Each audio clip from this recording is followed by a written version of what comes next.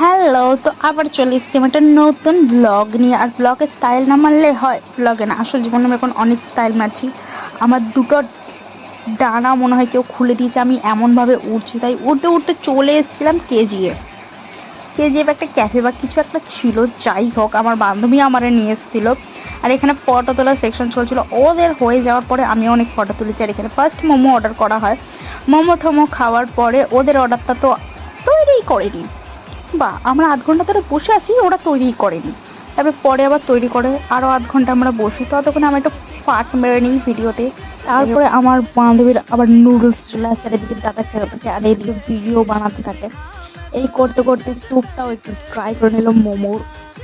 খেয়ে বলে ভালোই হয়েছে। তো ইয়ার্কি ফাজলামি বাদ দিয়ে মোটামুটি ওখানকার খাবার বহুতই ভালো ছিল।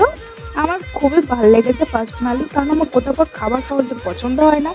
তো যাই হোক, এতটাই ভিডিও। তোমাদের কেমন লাগলো জানিও। আমি জানি অনেক